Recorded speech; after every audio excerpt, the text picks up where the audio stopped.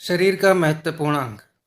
बचपन में मेरी माँ अक्सर मुझसे एक सवाल किया करती थी कि हमारे शरीर का सबसे महत्वपूर्ण अंग कौन सा है। उम्र के अलग अलग पड़ावों पर मैंने इस सवाल के अलग अलग जवाब दिए और हमेशा यही माना कि मैं सही जवाब दे रहा हूँ। जब मैं छोटा था तो मुझे लगता था इंसान होने के नाते आवाज़ हमारे लिए बहुत महत्वपूर्ण है, क्योंकि आवाज़ सुनकर ही हम बोलना सीखते हैं। इसलिए मैं जवाब देता, माँ, हमारे कान हमारे शरीर का बहुत महत्वपूर्ण अंग है।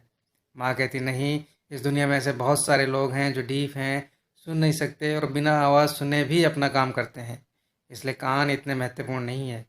तुम अभी इसके बारे में और सोचो, मैं तुमसे इसके बारे में जल्दी ही फिर से पूछूंगी।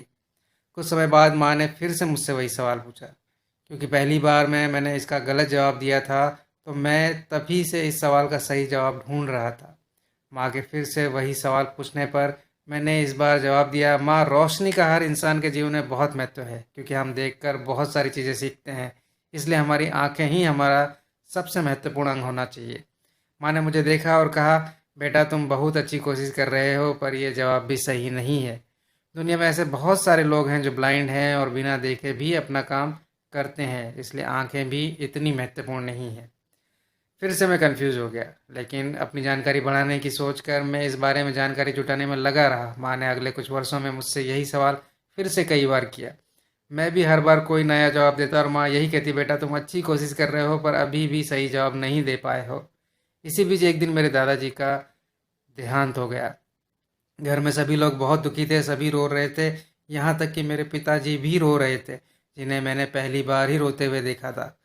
जब दादाजी को आखिरी गुड बाय कहने का समय आया तो मेरी माँ ने मुझे देखा और कहा, क्या तुम अब बता सकते हो हमारे शरीर का सबसे महत्वपूर्ण अंग कौन सा है?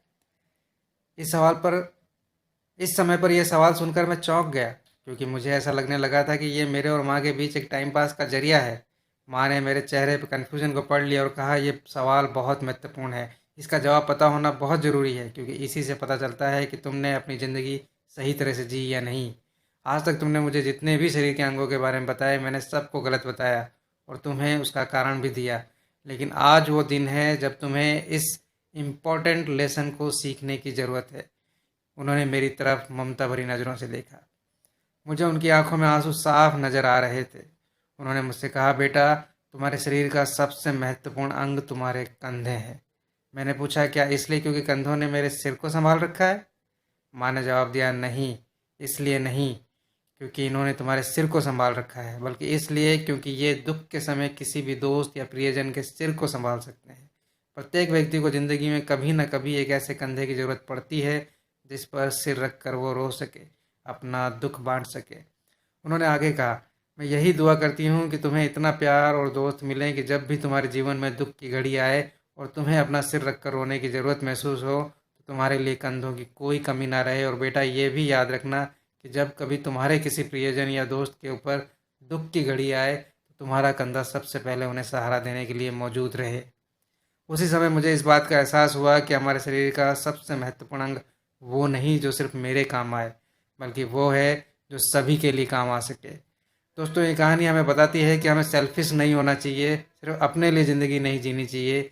जीने का मज़ा तभी है जब हर सुख दुख की घड़ी में घर परिवार के लोग, हमारे दोस्त सब साथ हों। किसी की ज़रूरत पे उसको कंधा मिलने का एहसास को हम तब अच्छे से महसूस कर पाते हैं जब हमारी ज़रूरत पर कोई कंधा हमें सहारा देने आगे आता हो। हमें ये याद रखना चाहिए, अच्छाई या बुराई हमेशा लौट के आती है।